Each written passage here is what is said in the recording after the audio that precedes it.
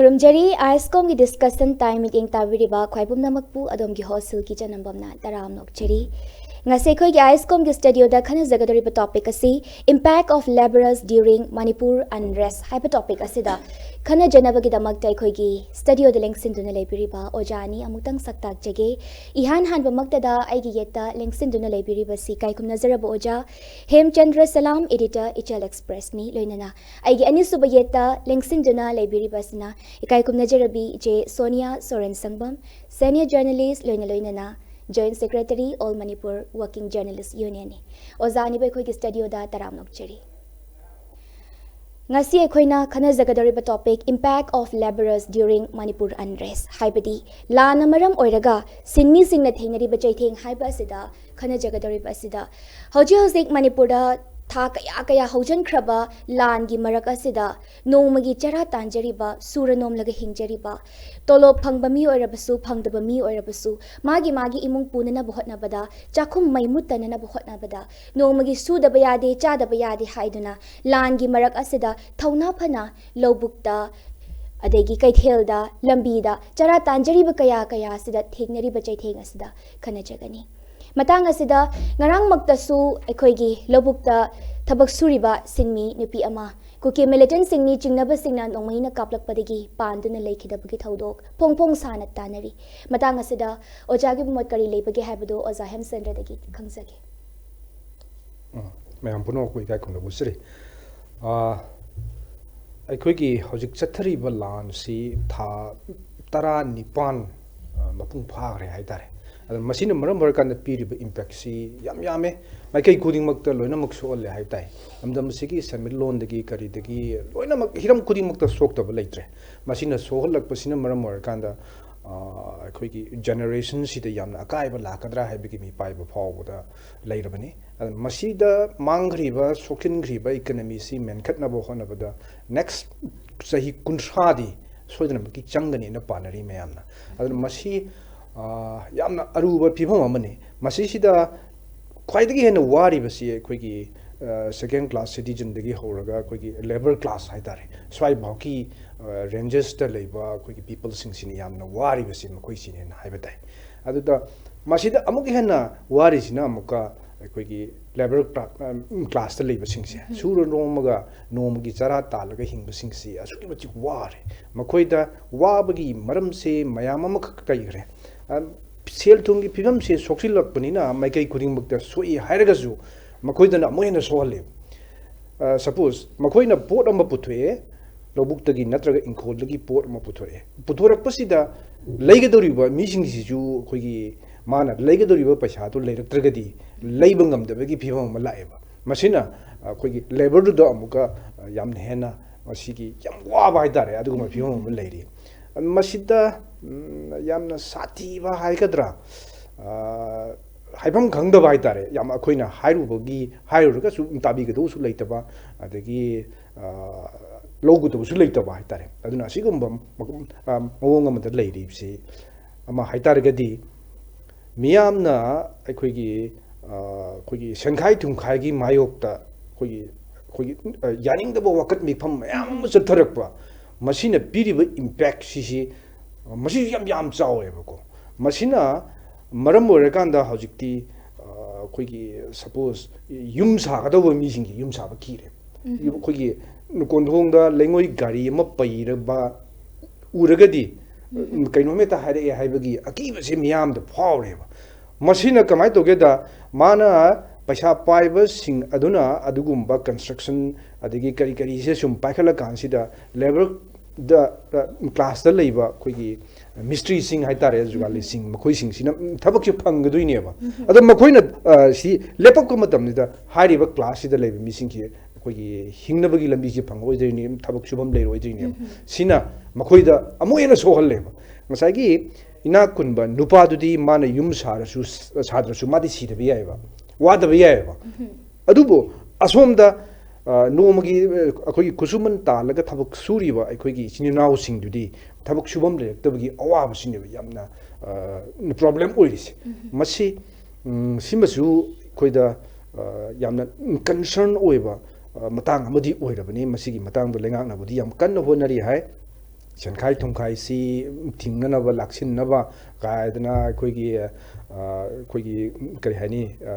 ꯌꯦꯡꯁꯤꯟꯅꯕ ꯇꯤꯝ ꯐꯥꯎꯕ ꯁꯦꯝꯃꯤꯀꯣ ꯑꯗꯨꯕꯨ ꯍꯧꯖꯤꯛ ꯐꯥꯎꯕꯒꯤ ꯑꯣꯏꯅꯗꯤ ꯂꯥꯛꯁꯤꯟꯕ ꯅꯠꯇ꯭ꯔꯒ ꯀꯔꯤ ꯇꯧꯕ ꯍꯥꯏꯕꯗꯨꯒꯤ ꯃꯃꯤꯗꯤ ꯏꯎꯗ꯭ꯔꯤ ꯑꯗꯨꯅ ꯃꯁꯤꯅ ꯑꯃꯨꯛ ꯑꯣꯏꯔꯦ ꯃꯁꯤꯅ ꯑꯃꯨꯛ ꯑꯣꯏꯔꯀꯥꯟꯗ ꯑꯩꯈꯣꯏꯒꯤ ꯂꯦꯕꯔꯁꯤꯡꯁꯤꯅ ꯁꯨꯒꯗꯕ ꯑꯩꯈꯣꯏꯒꯤ ꯃꯤꯁꯤꯡꯁꯤꯅ ꯏꯆꯤꯟ ꯏꯅꯥꯎꯁꯤꯡꯁꯤꯅ ꯁꯨꯒꯗꯕ ꯊꯕꯛꯁꯤꯡꯁꯤ ꯍꯧꯖꯤꯛꯁꯦ ꯃꯦꯆꯤꯟꯅ ꯑꯌꯥꯝꯕ ꯁꯨꯔꯛꯄ ꯃꯁꯤꯁꯨ ꯑꯆꯧꯕ ꯄ꯭ꯔꯣꯕ꯭ꯂꯦꯝ ꯑꯃꯈꯛꯅꯦꯕ ꯉꯁꯥꯏꯒꯤ ꯁꯦꯟ ꯊꯨꯝꯒꯤ ꯂꯥꯟꯁꯤꯅ ꯃꯔꯝ ꯑꯣꯏꯔꯀꯥꯟꯗ ꯁꯦꯜ ꯊꯨꯝꯒꯤ ꯐꯤꯕꯝꯁꯤ ꯁꯣꯛꯆꯤꯜꯂꯀꯥꯟꯁꯤꯗ ꯃꯁꯤꯒꯤ ꯑꯋꯥꯕ ꯃꯥꯌꯣꯛꯅꯔꯤꯉꯩꯁꯤꯗ ꯑꯃꯨꯛꯀ ꯑꯩꯈꯣꯏꯒꯤ ꯁꯨꯐꯝ ꯅꯣꯝꯐꯝ ꯂꯩꯁꯤꯜꯂꯛꯇꯕ ꯃꯦꯆꯤꯟꯅ ꯃꯍꯨꯠ ꯁꯤꯜꯂꯛꯄꯁꯤꯡꯁꯤꯅꯦꯕ ꯌꯥꯝꯅ ꯁꯥꯊꯤꯔꯤꯁꯦ ꯁꯄꯣꯁ ꯍꯧꯖꯤꯛ ꯂꯧꯔꯣꯛ ꯃꯇꯝꯅꯤ ꯂꯧ ꯂꯣꯛꯄꯒꯤ ꯃꯇꯝ ꯁ꯭ꯋꯥꯏꯁꯤꯗ ꯍꯥꯟꯅꯗꯤ ꯑꯩꯈꯣꯏꯒꯤ ꯂꯧ ꯌꯩꯕ ꯈꯥꯎꯕ ꯍꯥꯏꯕꯅꯆꯤꯡꯕ ꯁꯤꯒꯤ ꯃꯌꯥꯝꯁꯤꯗ ꯃꯤꯌꯥꯝꯁꯦ ꯅꯣꯡꯃꯒꯤ ꯈꯨꯠꯁꯨꯃꯟ ꯈꯔꯗꯤ ꯑꯗꯨꯝ ꯐꯪꯉꯦꯕ ꯂꯨꯄꯥ 500ꯗꯒꯤ 1000 ꯐꯥꯎꯕ ꯑꯗꯨꯝ ꯐꯪꯅꯕ ꯃꯇꯝꯅꯦꯕ ꯍꯧꯖꯤꯛꯇꯤ ꯂꯧ ꯈꯥꯎꯕꯁꯨ ꯃꯦꯆꯤꯟꯅ ꯈꯥꯎꯈ꯭ರೆ ꯂꯧ ꯌꯩꯕꯁꯨ ꯃꯦꯆꯤꯟꯅ ꯌꯩꯈ꯭ರೆ ꯑꯣꯟꯂꯤ ꯑꯩꯈꯣꯏꯒꯤ ꯂꯧꯕꯨꯛ ꯇꯥꯔꯤꯕ ꯑꯩꯈꯣꯏꯒꯤ ꯐꯧꯁꯤꯡꯗꯨ ꯑꯩꯈꯣꯏꯒꯤ ꯀꯔꯤ ꯍꯥꯏꯅꯤ ꯈꯥꯎꯗꯣꯛꯑꯕ ꯀꯩꯅꯣꯁꯤꯡꯗꯨ ꯂꯧꯁꯤꯜꯂꯨꯕ ꯈꯣꯝꯃꯒ ꯃꯦꯆꯤꯟꯗ ꯏꯟꯁꯤꯟꯕ ꯑꯗꯨꯋꯥꯏꯗꯨ ꯈꯛꯀꯤ ꯂꯦꯕꯔ ꯑꯃꯅꯤꯈꯛ ꯁꯤꯖꯤꯟꯅꯕꯗꯨ ꯅꯠꯇꯅ ꯍꯧꯖꯤꯛꯇꯤ ꯑꯣꯜꯃꯣꯁ ꯑꯣꯜ ꯃꯦꯆꯤꯟ ꯃꯍꯨꯠ ꯁꯤꯟꯈ꯭ꯔꯦꯕ ꯃꯁꯤꯗ ꯅꯠꯇꯅ ꯑꯗꯨꯗꯤ ꯁꯤꯒꯤ ꯂꯧ ꯈꯥꯎꯕꯒꯤ ꯄꯨꯊꯣꯔꯛꯏꯕ ꯃꯦꯆꯤꯟꯁꯤꯗ ꯂꯧꯁꯤ ꯈꯥꯎꯁꯨ ꯈꯥꯎꯕ ꯌꯩꯁꯨ ꯌꯩꯕ ꯑꯃꯨꯛꯇꯗ ꯄꯨꯂꯞ ꯇꯧꯔꯒ ꯄꯨꯊꯣꯔꯛꯄ ꯑꯗꯨꯒꯨꯝꯕ ꯃꯈꯜꯁꯨ ꯂꯩꯔꯕꯅꯦꯕ ꯑꯁꯤꯅ ꯂꯦꯕꯔꯁꯤꯡꯁꯤꯅ ꯐꯪꯒꯗꯕ ꯃꯥꯒꯤ ꯈꯨꯠꯁꯨꯃꯟꯁꯤꯡꯁꯤ ꯐꯪꯉꯛꯇ꯭ꯔꯕꯅꯤꯅ ꯃꯈꯣꯏꯒꯤ ꯏꯀꯣꯅꯣꯃꯤꯗ ꯀꯥ ꯍꯦꯟꯅ ꯏꯝꯄꯦꯛ ꯑꯃ ꯄꯤꯔꯛꯄ ꯁꯣꯛꯆꯤꯜꯂꯛꯄ ꯍꯥꯏꯕꯁꯤꯗꯤ ꯃꯁꯥꯅ ꯑꯗꯨꯝ ꯇꯥꯔꯦ ꯑꯗꯨꯒ ꯑꯇꯣꯞꯄ ꯑꯃꯁꯨ ꯉꯁꯥꯏꯒꯤ ꯂꯧꯕꯨꯛꯁꯤꯡꯁꯤꯗ ꯐꯧ ꯈꯣꯝꯕꯗꯪ ꯑꯣꯏꯔꯁꯨ ꯑꯩꯈꯣꯏꯒꯤ ꯄꯩꯁా ꯈꯔ ꯅꯣꯡꯃꯗ ꯂꯨꯄꯥ 500 ꯑꯃ 700 ꯑꯃ ꯐꯪꯕ ꯌꯥꯕꯒꯤ ꯔꯨꯝ ꯑꯃ ꯂꯩꯕꯗꯨꯁꯨ ꯍꯧꯖꯤꯛꯁꯤ ꯑꯩꯈꯣꯏꯒꯤ ꯆꯤꯡꯌꯥꯒꯤ ꯂꯧꯕꯨꯛꯁꯤꯡꯁꯤꯗꯗꯤ ꯊꯕꯛ ꯁꯨꯕꯁꯤ ꯉꯝꯗꯕꯒꯤ ꯃꯑꯣꯡ ꯑꯃ ꯂꯩꯔꯤꯕꯁꯤꯅꯦꯕ ꯉꯔꯥꯡꯃꯛꯇ ꯑꯩꯈꯣꯏꯒꯤ ꯁꯥꯏꯇꯣꯟꯗ ꯅꯣꯡꯃꯩ ꯀꯥꯞꯁꯤꯜꯂꯛꯇꯨꯅ ꯂꯧꯕꯨꯛꯇ ꯊꯕꯛ ꯁꯨꯕ ꯅꯨꯄꯤ ꯑꯃ ꯁꯤꯕꯒꯤ ꯋꯥꯐꯝꯁꯤꯃ ꯂꯩꯔꯤ ꯑꯗꯣ ꯃꯁꯤꯒꯨꯝꯕꯁꯤ ꯑꯇꯣꯞꯄ ꯄꯦꯔꯤꯐꯦꯔꯦꯜ ꯑꯦꯔꯤꯌꯥꯁꯤꯡꯗꯁꯨ ꯑꯗꯨꯃꯛ ꯑꯗꯨꯝ ꯃꯥꯌꯣꯛꯅꯔꯤꯕꯅꯤ ꯃꯁꯤꯅ ꯃꯔꯝ ꯑꯣꯏꯔꯀꯥꯟꯗ ꯂꯧꯕꯨꯛꯇ ꯊꯕꯛ ꯁꯨꯕ ꯆꯠꯄ ꯀꯤꯕꯒꯤ ꯐꯤꯕꯝ ꯑꯃ ꯍꯧꯖꯤꯛꯀꯤ ꯃꯤꯌꯥꯝꯁꯤꯗ ꯃꯥꯌꯣꯛꯅꯔꯤ ꯑꯗꯨꯅ ꯃꯁꯤꯅ ꯃꯈꯣꯏꯅ ꯐꯪꯒꯗꯕ ꯈꯨꯠꯁꯨꯃꯟ ꯃꯈꯣꯏꯒꯤ ꯁꯦꯟꯊꯣꯛ ꯑꯣꯏꯒꯗꯕ ꯂꯝꯕꯤꯗꯨ ꯁꯨꯝ ꯃꯥꯡꯁꯤꯜꯂꯛꯄ ꯍꯥꯏꯇꯥꯔꯦ ꯂꯥꯟꯁꯤꯅ ꯁꯨꯝꯃꯛ ꯑꯩꯈꯣꯏꯒꯤ ꯂꯣꯏꯁꯤꯟꯕ ꯉꯝꯗꯅ ꯁꯨꯝꯃꯛ ꯆꯠꯊꯔꯛꯄ ꯇꯥꯔꯒꯗꯤ ꯃꯁꯤꯒꯤ ꯐꯤꯕꯝꯁꯦ ꯍꯦꯟꯅ ꯁꯣꯛꯆꯤꯜꯂꯛꯇꯅ ꯑꯩꯈꯣꯏꯒ ꯈꯨꯟꯅꯥꯏꯁꯤꯗꯀꯣ ꯌꯥꯝꯅ ꯁꯥꯊꯤꯕ ꯐꯤꯕꯝ ꯑꯃ ꯂꯥꯛꯀꯗ꯭ꯔꯥ ꯍꯥꯏꯕꯒꯤ ꯑꯀꯤꯕ ꯂꯩꯇꯕꯗꯤ ꯅꯠꯇꯦ ꯑꯗꯨꯅ ꯍꯥꯟꯅ ꯑꯩꯈꯣꯏꯒꯤ ꯏꯄꯥ ꯏꯄꯨꯅꯒ ꯍꯥꯏꯔꯝꯕ ꯆꯥꯅꯕ ꯂꯩꯇꯦ ꯇꯈꯦꯜ ꯊꯥꯡ ꯍꯥꯏꯅ ꯍꯥꯏꯅꯕ ꯑꯃꯈꯛ ꯄꯥꯎꯔꯧ ꯑꯃ ꯅꯤꯡꯁꯤꯡꯉꯛꯏ ꯃꯁꯤꯅ ꯍꯥꯏꯔꯤꯁꯤꯗꯤ ꯉꯁꯥꯏꯒꯤ ꯆꯥꯅꯕꯁꯦ ꯂꯩꯔꯛꯇ꯭ꯔꯒꯗꯤ ꯔꯨꯜꯁ ꯑꯗꯒꯤ ꯃꯤꯅꯨꯡꯁꯤ ꯀꯥꯏꯗꯣ ꯂꯩꯔꯛꯑꯣꯏꯗ꯭ꯔꯤꯅꯦꯕ ꯊꯥꯡ ꯀ꯭ꯔꯥꯏꯝ ꯊꯣꯛꯂꯛꯄꯒꯤ ꯃꯔꯝꯁꯦ ꯊꯥꯡ ꯄꯥꯏꯔꯛꯀꯗꯧꯔꯤꯅꯤ ꯑꯗꯨꯅ ꯑꯩ ꯍꯤꯡꯅꯕ ꯍꯣꯠꯅꯕ ꯀꯥꯟꯗ ꯑꯇꯣꯞꯄ ꯑꯃꯗ ꯁꯣꯛꯍꯜꯂꯛꯄ ꯌꯥꯔꯤꯕꯅꯦꯕ ꯑꯗꯨꯅ ꯃꯁꯤꯒꯨꯝꯕ ꯐꯤꯕꯝꯁꯤ ꯂꯥꯛꯄ ꯌꯥꯕꯒꯤ ꯑꯀꯤꯕꯁꯨ ꯑꯗꯨꯃꯛ ꯂꯩꯔꯦ ꯑꯗꯨꯒ ꯃꯁꯤꯃꯛ ꯑꯩꯈꯣꯏꯅ ꯑꯩꯈꯣꯏꯒꯤ ꯈꯨꯟꯅꯥꯏꯁꯤꯗ ꯎꯔꯤꯕꯁꯤ ꯎꯕꯁꯨ ꯐꯪꯉꯛꯑꯕꯅꯦꯕꯀꯣ ꯑꯩꯈꯣꯏꯅ ꯃꯃꯥꯡ ꯉꯁꯤ ꯅꯣꯡ ꯅꯤꯅꯤꯒꯤ ꯃꯃꯥꯡꯗ ꯍꯥꯟꯅꯗꯨꯁꯨ ꯌꯥꯝꯅ ꯊꯣꯛꯈ꯭ꯔꯕ ꯑꯃꯈꯛꯅꯤ ꯅꯣꯡꯃꯩ ꯄꯥꯏꯔꯒ ꯃꯤꯒꯤ ꯏꯃꯨꯡꯗ ꯆꯪꯉꯒ ꯄꯩꯁꯥ ꯂꯥꯛꯈ꯭ꯔꯦ ꯁꯅꯥ ꯄꯨꯈ꯭ꯔꯦ ꯍꯥꯏꯕꯅꯆꯤꯡꯕ ꯁꯤꯒꯨꯝꯕꯒꯤ ꯀ꯭ꯔꯥꯏꯝꯁꯤ ꯍꯦꯟꯒꯠꯂꯛꯏꯁꯦꯀꯣ ꯃꯁꯤꯒꯨꯝꯕꯁꯤꯁꯨ ꯍꯧꯖꯤꯛ ꯊꯣꯛꯏꯕ ꯑꯩꯈꯣꯏꯒꯤ ꯂꯥꯟ ꯑꯁꯤꯒꯤ ꯒꯤꯐꯅꯤ ꯍꯥꯏꯇꯥꯔꯦ ꯈꯨꯗꯣꯜ ꯑꯃ ꯑꯣꯏꯅ ꯃꯁꯤ ꯂꯥꯛꯄꯅꯤꯅ ꯍꯥꯏꯇꯥꯔꯦ ꯇꯪꯗꯨ ꯂꯩꯇꯥꯕ ꯌꯥꯝ ꯏꯪ ꯆꯤꯛꯄ ꯃꯐꯝ ꯑꯃ ꯑꯣꯏꯔꯒꯗꯤ ꯑꯁꯤꯒꯨꯝꯕ ꯀ꯭ꯔꯥꯏꯝꯁꯤ ꯊꯣꯛꯑꯣꯏꯗꯕꯅꯦꯕ ꯑꯗꯨꯅ ꯃꯁꯤ ꯊꯣꯛꯄ ꯀ꯭ꯔꯥꯏꯝ ꯊꯣꯛꯄ ꯍꯦꯟꯒꯠꯂꯛꯏ ꯃꯈꯩ ꯈꯨꯟꯅꯥꯏꯗꯣ ꯂꯩꯇꯥꯗ꯭ꯔꯦ ꯍꯥꯏꯕꯁꯤ ꯃꯁꯥꯅ ꯑꯗꯨꯝ ꯇꯥꯕꯅꯦꯕ ꯑꯗꯨꯅ ꯅꯝꯕꯔ 1 ꯍꯧꯖꯤꯛ ꯑꯩꯈꯣꯏꯅ ꯌꯦꯡꯒꯗꯕꯁꯤ ꯑꯩꯈꯣꯏꯒꯤ ꯃꯔꯤ ꯂꯩꯅꯕ ꯑꯣꯊꯣꯔꯤꯇꯤ ꯍꯥꯏꯇꯥꯔꯦ ꯏꯟꯗꯤꯌꯥ ꯒꯚꯔꯟꯃꯦꯟꯠ ꯑꯃꯁꯨꯡ ꯃꯅꯤꯄꯨꯔ ꯒꯚꯔꯟꯃꯦꯟꯠꯅ ꯃꯅꯤꯄꯨꯔꯗ ꯊꯣꯛꯂꯤꯕ ꯍꯧꯖꯤꯛ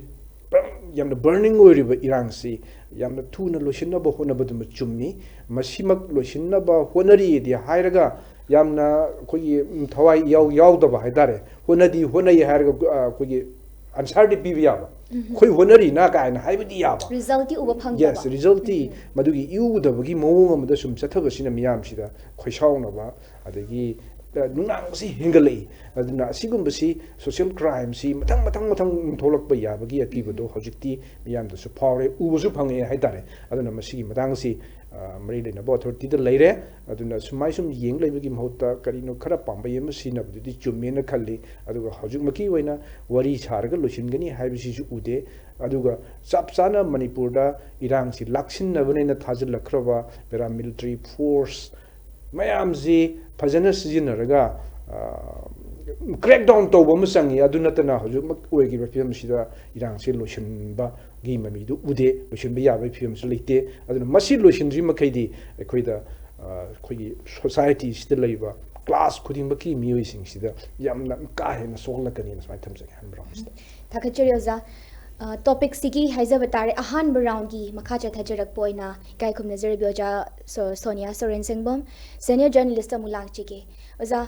ngarang maktada shu khoi gi hojiki hairiba lobuk mafam seda sumaina nungai taba thodok ama thokpadegi kumbiasi gi MLA oriba S Premchandrana koigi social media da viral or video amakak mayam punna uminna kre video da security personnel singna ngarang maktada su patrolling chatlu habigi wafam phongdokpa uzare aduda patrolling chatkhiba mafam amadagi sumaina nongmai kaptharakpagi thodok leiraba asida prajana kadai phawbada thajaba thamgadoribagi amasung prajabu ngakpi gadoriba mi asi kanano matang ase kari kari step lakhalaga ngasai sinmi singsina ningtamna thabak shuba phangbagi khudong chaba leigadagi habado moi kitang phongdokpi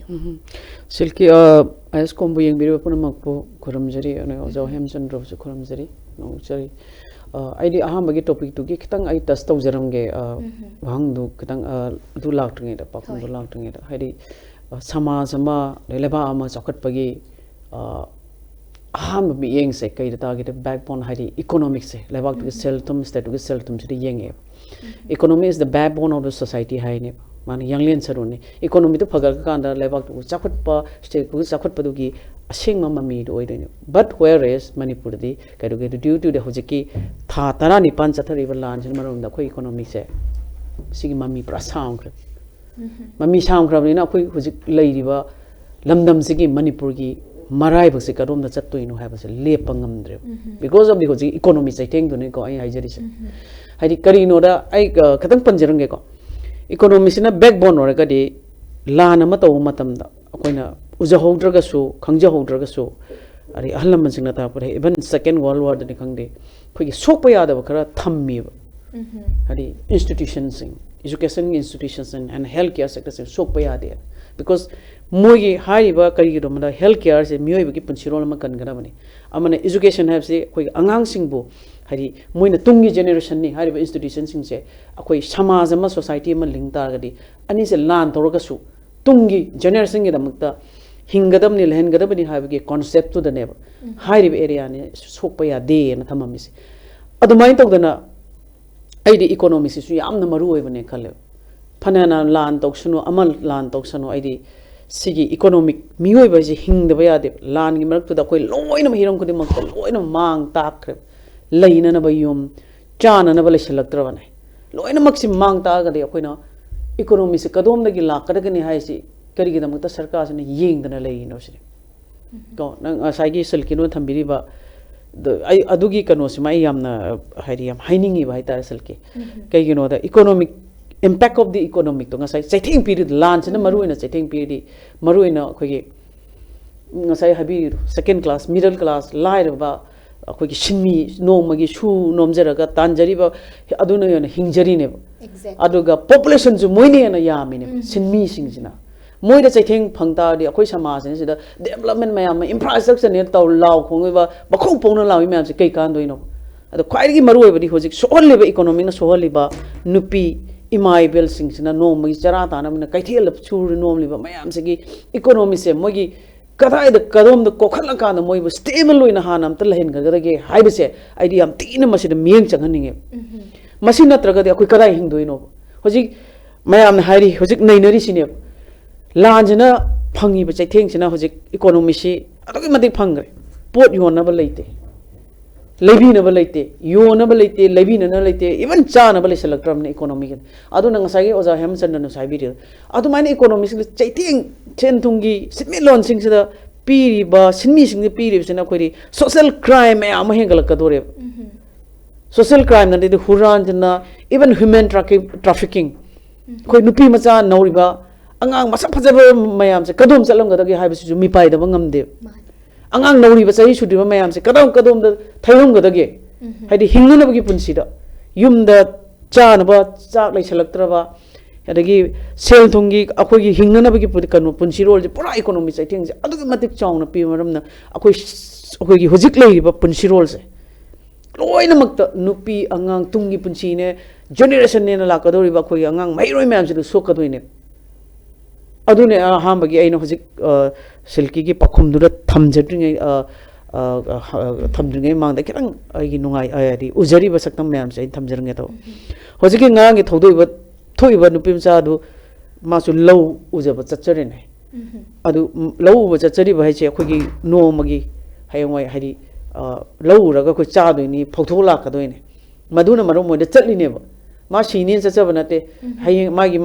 imung manung dugi kari gum khara dang phau leijawraga di akoi anyhow many torga ko chaba manage to way na hingna bagi lan pham da lan marok sidane silki hogi ba tha tor tari mang dani lan marok tu da moi de karo bai changui no hai ne ba sing challaga sing du su api api pa upai le tan ai chira su changa su na changra bane adu leita ba yauroi do adu su hingna na bai natra lan to we khangna pai le man da ba na akhoi se haidi hingna na bagi machak se khoi leitre economic sen kan dok se adu ngarang thok do thoi do nupi macha do low uri ngai da ne adu ge na thamoi sok pa kari oirang da ge yone akhoi na thak tagi kap thara di pan bi ai have simi loina ba khange do raga su hing da badi ya da bani na su da badi ya da bani na thawai khubak ta ha pa suzari ne ba adagi kumbi gi hojiki area saiton area se the most sensitive area ne na dum lori ne lan manung da khwai nakna ba ari hojiki peripheral area sing manung da moi kuidri bani yam kanna ga smaina low ba tholok pa oiri ba area se yam sensitive oi ba aduna hairaga di adugumba kari gi damakta security me am sina hairi hojik season ne low labuk mayam sida low mun bagi low khaw bagi mayam la ba hadigi matam oira amane adudi hana su low uri matam da manana paching dagi akoi kuki khulai pipe sung attack tore haiba thodok lei hrama mayam se kari da makta akoi da sarkar da niru jena te akoi chak bi jo na akoi hingna bagi paisa pi ju niru jena te adu masa gi sandok lambi thokchana na ba hingjana na bi punsi gi lambi akoi gi yachaba matam sida di security kana da su lehen birakanda ngaklo pibi ba darka oidra sinda hojik shanti ari hari irang thokta badong naga uhan badong na tawu di adudi yaning de aduna khuri lan lotion biu miyo begi punsi manipur gi phurup mayam sing se akoi gi matam mamagi phurup nungshina bagi phurup adumai lehelo moi bu sentok lambi lehelo silki yengone hojik displaced person se one out of the 27-30 smine population lai ri mark sida koi 60,000 displaced person ne kai sentok lambi no moi le moi kai hojik government na lising amam pi have sina moi gi no magi hadi moi gi imong amagi hai hingpham thok ngam mi ba adu survival da pi ba ngam mi bra adu na ne ngasai lan tor so khori hadi low u da ba ya de akoi angang sing like tam han da ba ya de haidana magi mama magi mapa imung manung dona akoi shi su chang su akoi khangba ngam dre na khori sumpham nampham araiba mafa mado su moi chang na hot nei hojik pa nu pi khang ta na khoi no model pa chama de su chani do su phangna no hot nei ne sigu matan ja si da di akoi hadi pibham tho pa ngaklo maya ama pira kan da akoi survival se akoi bu economically amutang de suno masidi ningdam na su halo sidi khuthan ganu kaina policy achau ma india government galoina seman ba phari kaino kai gina makta ngasai haibiri ba mayam duni hadi chathuri be irang sing asigi kai gumba mata hadi ubungam da bodo the solutions kanai da solve tawrige kanai da solution for kadoino haibagi asam ta udaba hadi kadang kapna ba lep khare haga na akhoi se la lore kai khanjaba ay kappa ba hor gado adum sem samana irang do dum lei buning ba aduna akhoi se stable amada lei ba sukangam de he ngone hojik thoi ba lan jena maruina nupi angang sing pirang godori ne hojik nupa hadi mapure ba nupa wa bima am sina subam no phang khomang terna even imung manung da boda violence ke ama thongane chana ba khogi paisa pusalaktre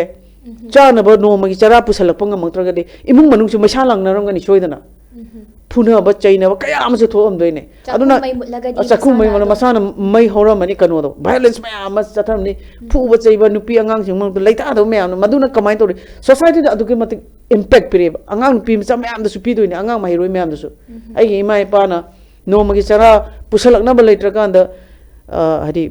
phuna chaina ba mayam da thoka kan da angang me am do kamai like tam doino yam chawba hojiki pibiri ba topic simak yamna maram chaba naina ningoi ba haidi senthok lambi leitraga di ngasa haijeri do sumpham leitre akhoi na sugi chatlune ba sufam leite ba thabuk sufam leite arigi pot yole myam si su kaithela yole ba dune ko leibi na ba leite maram di magi semilon leite magi paisa leina ba pot leite akhoi yone pot leite adune pura economically hojikti pura breakdown aduna kai doge da kana lai jadra sufam lambam shuna ba chachari ba mi myam hoji nongmai pala sire adune sarkar gi ba kari gi makta ngarang MLA su ngarang viral mayam ore ko praja sing na pien re ba sai uktai thok pa thok dok to sukjang kari gi reaction am ta pi dana ano kano du da hing do na pire la e du di praja mayang gi khosaung na ba do hengale ko akhoi na haina war ba matam da even relief camp da ne lai ba khangde lanchina irang na chaithen phangi mayam simaktadi no matasu MLA local MLA mayam na ne mang le pir gane akhoi le ri noi gi makta consult tawbiyo puning phadabiyo moina khoi gi lusing mane chaba adagi hingba tumba chadraga su aigi inakta awaba ma ai mayong na kamda aigi inakta kana ngumba aigi lusing ma aigi parents ai thak thom bamna aigi kokta nan thabira kana noi wa ga nu ne aigi da noi gi da makta lei ka haiba che si thamogi ba minung si yam chawe kana na kai to biri hoji commitment pio sarkana lan se irang se koi mathang chai da koi kan honari asa ma pibiyo soidana mathang chai da di o thani matung da koi irang se lusalani akoi isa shu mayam se mapan thokan da koi shu no phanga kani gana adune yam nungai da thodok ne asugum thodok sing se maroi na nupi sing da phanga ise nupi da phanga ba china se na kai doge da impact of the society chau nupi rajane silke hadi nupi na khunai maling ma da so bo thodang lowe punamak se akoi CSO khangde lebiriba NGO khangde maira paibi khangde punamak sina akoi kari tawgadage koi shanmin lon je kadom dagi hadi imung ama mai bulhandana thamgadage adigi simmi singda maroina piri ba chaitheng se irajna piri ba chaitheng se koi punna yengmina kanda akoi kai tawsige na koi sarkar da taksan bi tam taina gada moida akoi khosuman piyo akoi bi hingallo angang sing bulai tamhallo akoi tungi generation kallo ena akoi sarkar je chapsa policy ma ka paikhalani aduna ai aha mai rounds kadang silki sigi area se ai thamjage Thakachari makhata jarak padoja huzik Manipur se santi hanjilakle haibase mapi mapa aibasingdagi chindagi yamna toina taba makhakti oirabani adubu santi je kadai phawba hanjilakpagi mami uribage sinmi singsida santi hanjilakpagi saktam uribra haibase oza hemsandra naktang phongdokpiyo ha sidi yamna puning siningai oiba makhakni na haininge khogi luchingbane na leiri singsi mokoina di dum panghai haiba ko santi se hanjilla agani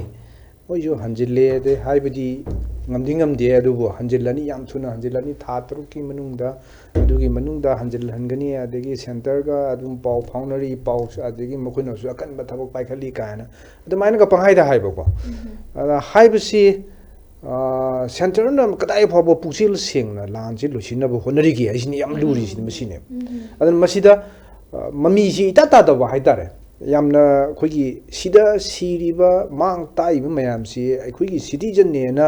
India government na lobang ngamdra haibigi chingna budune ba miyamna hauji fawrai se madudani khogi civil society organization mayamna ka khogi pre-merger status taga hanjin hangani ka na hanjin lalu ka na lawrai jin masida ne ba pendaba mayam pendaba mayam duna fawrai ne ba aduna se communal class hairagadi पृथ्वी दा थोप communal class खुदिंग मक्से भाप तानादबा वखल दिनाहुदबा खजितंग सोइबदगी थोपा communal clash तुदी नोंगदगी हेंदेबा within 24 hours दगी हेंद सत्तेबा अदुना मणिपुर दसु थोखरे मिते मुसुंग खोगी मणिपुर मुस्लिम मिते पंगल सिंगी मरक्ता थोखिबा कम्युनल क्लास टू नोंगदे हेन थोके नोंगदे हेन सत्ते नोंगालगा अदुम कर्फ्यू थमजलगा अदुम इंगिबा मखाताना सतगी देबा अदो हंदकी सिदी अदुगुंबा सोइबदगी थोकपा कम्युनल क्लास टू ओइदबनिना लान से लोचनबद वारिनेबा अदो कुकी सिंगी अखोगी कुकी पीपल सिंगी मचत सिजु अखोइना सुम नैनादुनु यंगांदा मखोइना खुंदारुबा मफम सिंगसिदा थोकपा कम्युनल क्लास सिंग अदगी हाना सुनबा असिगुंबगी लान गी मवोंग से मसी मखोइगी एटलीस्ट मोइना चथब कनो से को मसी एटलीस्ट सही अनि दि तोवेबा zai ani di chatleba adu sidagi hen mangak tani ba makoi se adum kari hani nomadic tribe oina adum ko chatlaga lakpa mafam amada leiramba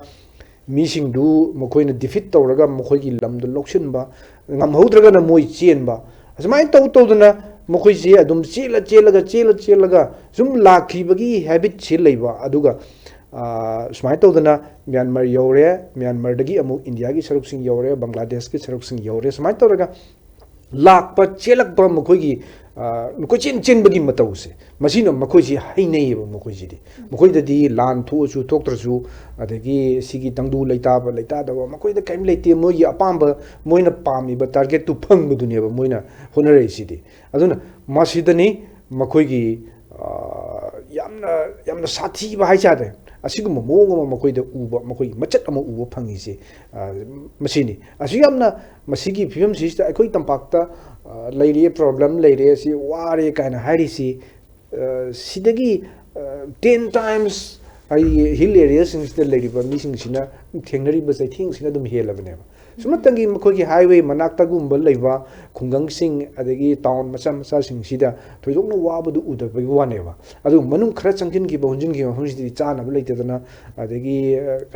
kaim leite dana ko bal mairen phulaga chabagi kenu sidi hajuk shu adum hajuk thuobani mayok narabane se hana free movement yaring aida masagi PDS ki polom sing haro adagi ama haro everything akoi de pusilai mapan de pusilai pot mayam se khoi gi imphal tampak si yoro matung da masidagi atop district in the site ho chat ki banga tane ba adu bo objecti imphal tampak si phawda khoi gi tangai pada polom sing si pusilak po ware ba pusilak po wa basin maram kanda mamal si ka hena wangkat kreba hojik alu kilo da humdrama fu yore adagi tilo yang CU 70 80 manam yorabani ada sigumba pium si sida khara peripheral oina haidoki ba singi ra singda masigi mamal kadai bawda wanga bage kamai torige si khoi haiba ngamde ba adubo makhoi gi sathiri se war juwai haidebni ware mai kam thengna awa mayok narika hairasu ko karimta basigi mami si tahandabi even mi asi ana yaur bawda asi basing losillimne mi khangandrimne ba si hai si taandrine ba haidi maduna makhoi gi people sing da moral se down togini ka habagi makhoi gi wakhalon amakak leiba jani aduna makhoi gi mi siro bawda asi basing si purna ba honai aduga adum kari hani masi magi makhoi singi machat haibatai masi hana dagi thaina dagi haibatare makhoi na soknaba thengnaba lan sida makhoi gi asi na yarokose makhoi si khoi gi makhoi na pununa ba bar honai ba ko asi basing ji lehelam daba masagi mina atopna phangini ka haiba khoi gi tribal singi culture da khoi gi lukha thabagi potuma makhoi da kanna lebra kenom tawri aduna masi makhoi gi asi baksang si moina yengnaba singna phangki targadi adumaina tawdna lukha thagi bi ka haibagi kenom su moi da yawba maleba aduna at least housing asi tholi ba lan singi dusum yembiro makhoi gi any house siraba missing se moi puna ba honani puba ngamdraba sing du katani nam thomi se aduga siraba su mi asuk si se moi ki maki digi di adiyamna kana phondok tana ba honai masini yam sathiri se ado manipur gi lan si thomda ba yabase ko thomda ba yabase namdana thohon bagi mawong ma ugi basine ba akhoi gi miyam yamna nungai ta basidi ado makhoida kuki people sing sina makhoi gi separate administration ama demand toi hariba mai separate administration gi demand se mami shamak ba haitare ngasi maki oinadi mokhoi oiri film sida mokhoi na separate administration se phangba yabagi rum ama bhaw si mokhoi uraktrabne ba aduna maram orkanda mokhoi da ninghan ba ning kai ba som sim hingat leba masina masagi impact se pi na bo honare khoi tampaki khoi mitei sing de maru ina masig impact se pi na bo honare mokhoi na tawri se lau se ningthi jana logadi masigi chana thakna bse khoi watana legidoine ba masi masidane ba yekai tingai na bo honare se lau si khakta nate ngarang nongoi kapsile har si mafam yam bako ngarang si te mi amakhak si badu da koina ma focus se adom da chat pagi wane ba atai peripheral area sing da sun nongoi kapsim bagi thok se around 10 places in adma na hairi ne ba mafam tara mukta koi lau khawring da lau uring da nongoi kapsile si masi thoi ne ba aduna masi makoina masi lau rok matam si sta lau ji lohan da bagi makoida yam phatta ba policy ma yawbra hai bagi chingna bu koina phawle madu muksu uisu uigidoini madu natana makoigi tan hom tadana masagi ama natraga amada koigi yakai thingai na ba adigi tampa ki mi singsi sawan na ba hona bagi adigi propaganda si ju mi sawan na ba propaganda si mo jam hai yebo yes masi sawan na ba admaina ga tawraga tawbagi mo sini adu ngasidi makoina propaganda si social media ki propaganda si makoina yamna akoi de di mitei sing de ki yamna har ngre yamna advance hoina chat level ko hek lan je horok de gi makoina utkhri si prithvi ki miyam da masing yam ba mitei sing na minority oi ba christian cookie sing si hekta nai het pa hekta ha la ba tup ba hekta loi de ba gi mong le ba moina uhan gri je ko adu bo hojikti madumak koi chap chaba sigi figure se prithvi ki miyam na ure india ki miyam na ure ngarang makta bihar da mitei sing kallo haina koi gi akan makhong changsi le mahiroi meyam na sigi banner ga pa dana christian oi ba cookie sing na hindu oi mitei sing sida yam sathi no otpire makoi ta drone attack sa thabire adagi rocket caption dana mi hat mi pun thon le lupi angang ge jet khongong na re habna sing ba sigi keno mem laud na masik agitation na ngarang ka si bihar da changsi le ba ado mase makoi na tauki ba makoi ki machat sing do india gi miyam na hanadi lan urasu mitei sing gi lan uram bane ba ko ado hojikti uraktre mitei na chumi hai base mitei achumba thamba ya da ba achumba se dum matam aga dum urei aduga mapan gi tv channel sing da su hojikti adum uba phange khoi gi cookie sing se moina tori yam ka hele na hai base tv channel sing se discussion sing da su adum mayek sing na ure aduna masidi aina tobun aina phangba hai biduni makoina yamna asa chauna demand taugiba makhoi gi demand number 1 hai tare ne masi phangba yabagi oithokpasi oiraktabasina uraktabasina maram markanda makoida khoisaunaba yamna nungai tabam sima makoida phawle phawbasina maram markanda anyhow kamai tawdana khanaba housige lanse sokna sige adegi lanse thon sige lanse nemandana basu honar kaneba honaduri se siju pandam mamadane ba makoi honarise masigi pandam sina kari oigedage da ngasagi lanse su electraba sum chatharagadi makoi anise furup anise leminaba yadre habsi utkadoineba leminaba yadre hai targadi by chance se nakoi leminaba yadrabanina tokai leinaro kaina hairakpa yabagi sigi room se tananaba masigi film je tananaba makoi singsi lanje sugya lepa baje phana kana hairasu negotiation table da laknaba hogi hauгre nako october 15 da akogi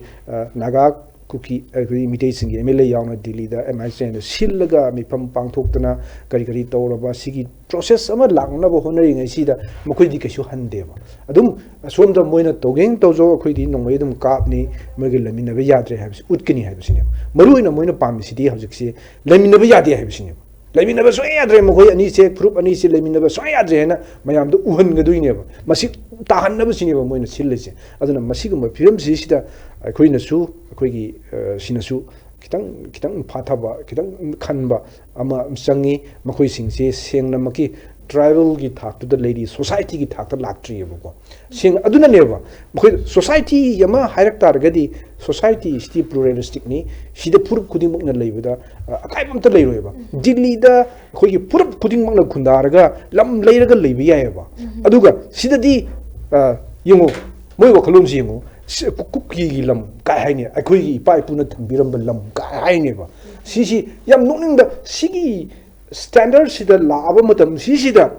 ngasai gi pai puna thambiram moi de thambiram su nate akoi gi mitei singi lam da moina lesin labai bani adu masi bawu da amuka mokoi gi ne claim to bu lemin na badu kesu kai di boko musina na hana gumna lemin na badu kai di adu nate ba mokoi di artificial history bhabu create tawra even create tawri ni hoi adu na makhlum do oya kanda makoi gi wakhalon se ngasai gi henjen bi adabdo sigi just like Moshi compared to Yarise, Quickie Andmanda, Zarawa Singi territory, the Kanam Sangya. Me am Sangya, Sentinelli kind of Sentinel Island, Sidaka Michangam Poteva. Hey, Uber the tea and Capacatuni no Trigasuko. And yeah, me Sanka Mission Makuda Landarakuni in Brazilian and Logoduneva. I don't know kind of Michigan Samandeva. Adugi people to the Adugi standard to the Pangini and Dora Triva. Adunani Maquina, Sagi, I quickie, Kai and Hariba, I quit Katanga, imitation the quick to try item, a quick imitate Hidamneva. I quit my arms, put him in the Biocolusi, imitation the delayaba. Nagap, Digi Cookie, Adu, Ada, Leribum, my arms, put him in the Biocolusi. Imitation the delay never. I don't Maquidi Adunativa, Maquiki, territory near Hannah Moina, loads of them from Sim to the even imitation, long Tactoris Nehosi, Moreda, Sujampur, the Campo Pida, she loin Tactoraga, Mokataki territory, must see no Honeva. She never Maquishinta, Mokoja society get happy, Yodri, trial the talk to the Shungan and to 3, just like compared to where I say Zarwa Gumba, Sentinelese Siga, Mokoida, lady, Mokogi feelings, Mokogi Wakalondo. Aduga iman manana kasak amaduna pi khara seto setaboy leirasu moina khara pi khara setpai wani wakhalundu di adugi nungi juki wakhalundu dagi hendorokti mai tamse Thagachiri Oza Makata Jarakpada Oja Sonia Damulakchege Oza Hosi Ozanasu policy Siemaga Ngasagi Sinmi Sing Sigi relief camp to lady but displaced persons Sing Sigi Ifana Bahotna Bachengi Habitat Bigre Matang Sidamuka displaced persons Sing issue Yauraga Lona displaced in Nataba Mayum the Lejaba Adubu Santok Lambi Lay Selectraba unskilled laborers Mayamse Sigi Damakta di Kari to Wayabage Habitasukitan Ponto Pio Ahamadai Hosiki Maruina relief camp the lady was singse. Sisina Hari Moishu Mogi Central Lambi lay none of the Honazavada Mogi Poche me Amas Hazari Bako Silky Aduga Hosiki Kanosida relief camp the lady was sing Sigi Santok Lambise Masi Moina Hoi Gomina Salising a Mumpi Hire, me and Mamangi. And then our my 25,000 rupee Nicola and Lotte. Sinata Bahadi livelihood making Mamatam the Miley Singamaduna Yati. A mind of the Ikai Mushu Mogging Namana Bahidana Masagi relief camps at a coin of Poche Amas Hazivico, Silky. At the mind of the Mogi Hadi Mogi skill, my Amdoni Puduk Saraga, I said Duk Sava, candles Sava, and then Lady Sai, Mam this Hazarakana Moshi. Mogi but Tongan marketing ama Moyonjara kana Mogi Hinjana Lambi Matirak Panebako. I displaced persons may have the hand and I mean Tamsaki. Togumusum Praza Nadi Moy the Sari Pola Mayamdo at quality maintained out there as Sapon Nena Congo and took this Sarah Power Piece, Machu took the Candle Queen Tan Bayadena, laning them. The same have the Moshi Kariki the Makta Lange chair like a Mayumaka Tadu Oliva. Charana Masana no Honazeva. Adugumba, I am the Aquigi Karigumbamta, Praza or governments in a can be the Bodona Soroxida, Gari Talaga, you live. Gari Talatalo, you remember. Aquigi Chatli Mamsu, Mangaiva. Minung Shiama, Darkawi, in Hajich. Garido Moymark to the way Todoga, Mohin, Ginavaniana. Aduga Moyog to get Gari Mamma Lehan be Auri, Moypote to leaning there. Sini a quickie Marakata the Nushina Bagi, Apun Bagi, Satama Mangi. Sina a quick Kamina, quickie Punna Santi, you ever conjunct in the Sansamina, do you know how Homam so the Tamzagi? Hingminava, Amana Queen of the normal Luna Impalaria, the Queen Yamna, had the normal Siu and a Hing Badong Tori. Whereas Langenare even may am peripheral area the lady Mayam City, Hosikana, Tamzeriva Pimundo, Hajeriva Saktamayamdo. Yam Ikai Kaina. Toxer in a window issue. Labini Valate Mui. Aduna Gomena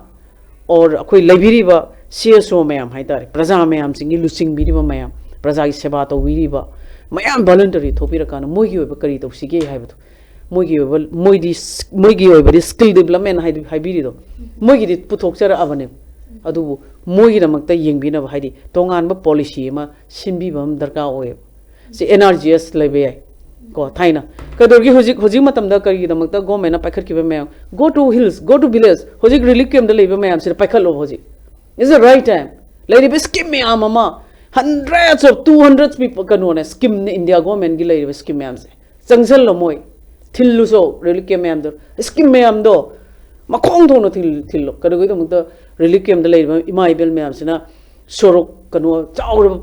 national highway me am to gari thala kadu pot yon do no kai se kari ba election me ya khakta da scheme me am si wo thabak to yen ulak do se hinghalak to se yam nei to honing ma ya ma lei basil ki ko and then hojik to honing e poti se khoi thabak subum no bam lei da bai ne lei tre mayum mai cha khre macha masu sing do government na magi like tam na gi free education pi ni hai relief camp na lei myam do ai jo ai cha do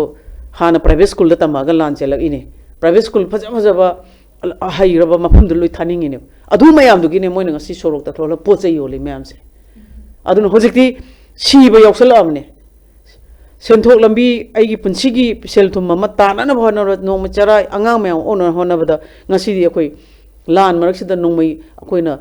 defend nga order ko lan chong order ka su ai gi subham no pham ori ba mafam du da ba ai ko sira abane nupi myam se adune this is the hari yamna serious oiba matam ni ko aduna ni hojik paikhapi ge hagari building construction tori ba mayam sida so akoina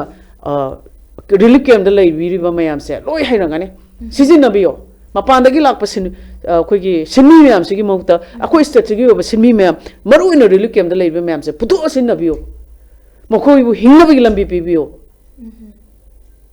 ade punamak se koi lumin na gano haibani da adune sulki yamna aina hajari ba sarkar gi mayam scheme mayam se moi makong yong na ne moi yum moi ka du yong na thinjan biyo ba scheme mayam se kado bagi na mukta moi hing manga moi doino hing min na se aduna ne ngasai yanan ba dai na thamjari do hari miyo bagi khunai society amagi khunai amagi achoba impact se economic ta tar ne economic tu gi economic se backbone of the society ne utli ne ra masi yamna concern noina koi gi mari leina ba authority me yamna kup na chakhan ninge the is ban skill development me am se kamai to ra moi skill hen doi no hai ba unskill me am se so yam go me na amna hari vocational training me am hojik tori ba lan sina maram moiraga irang sina maram moiraga anda sarkar su lup da yobi rakano moina mama pa ne akoi gi khudai bi me am le puthok pi ba organized sector da leiba me am se akoi gi moi gi khusuman hengal halu timing sida hariba mafam sida timing se hojik waru matam ne se akoi imai be kano nupi amagi magi no magi khusuman se chap chaba minimum wages kai lepiyo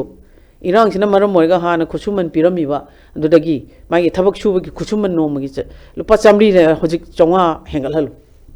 du main toroga ko me ama policy ama khak yamina bam darka oiba natragadi silki is a very yamna difficulty oira ani hari kaigino da ngasai violence adagi human trafficking adi crime ama sana lupa yum jangnana sana huran gre ka haiba ang crime ama tholei ba dagi even relief camp da bauda magi layeng na ba paisa lerta ba and mentally khang ngamak ta ba mayam sina hingbagi ai khoi isa isu sing je hayang mai kamaina he ngong doino akoi huji moi kamaina yok toino haiba wakalom de even society atem bo yautana society to gi bo yaw society amam to rino aduna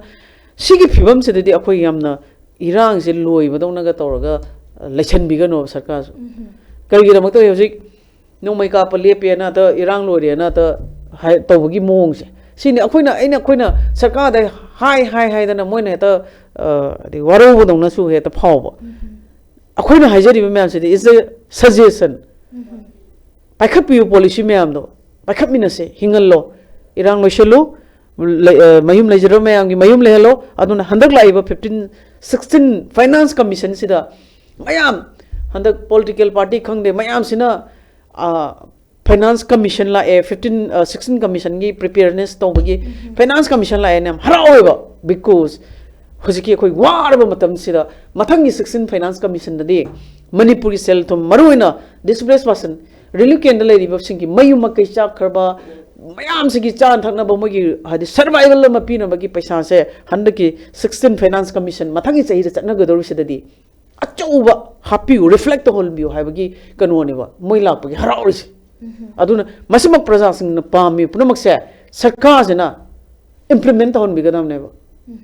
sakti lebio hoji it's a moi kari gida bakta sakti le is a double engine government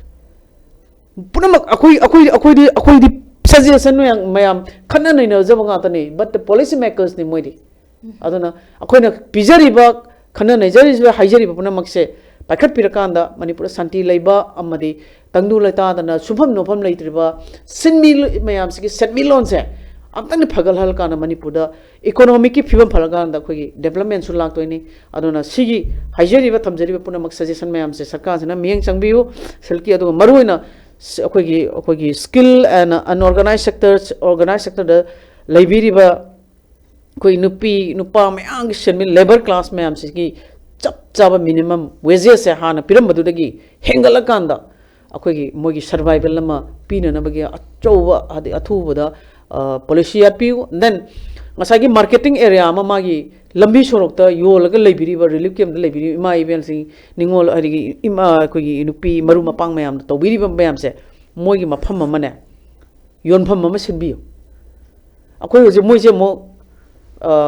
kaigino da street vendor ga se masing lekai di hengala amne not only akoi na ngai di confine se khoi imar market toina street vendor se no magi chara ta na magi police na lathi charge or su chaira su ngang su tal su pot chakhar su pham ne ba hoje di kadau ge da magi lekai gi sorok to adu da street vendor am je thola amne aduna high street vendor sing se sigi su chap cha ma pham ma compact area ma da because hoje ki relief camp gi yauri ba poche moi yoningi ba sorok ta yon bodo adu na tabida perform moina phajana organize tor kanda ama state government su sinbio smaina koi hingna na bigi lambi ama puthok pa haiba se is a very right time aduga akoi irang se loselani haibagi acho mangala ma asa ma khakti government na pbu haiba hum se thamjari achumbane ngasi panelist anina lingsin biduna yamna marik chumba wafam thambiba ojana phongdok piriba policy semba policy makers kaktana semaga share implementation su changi ngasai ladiba scheme chama chani asi thabak ton thok piu haidina thambiba wafam achumbane ozana phongdok pikiba ngasai technology sing se lak padegi sinmi sing na thabak sujagada badu suba phangjilaktaba nakalamarom da thabak pibi na balai silaktaba gi chaitheng kaya si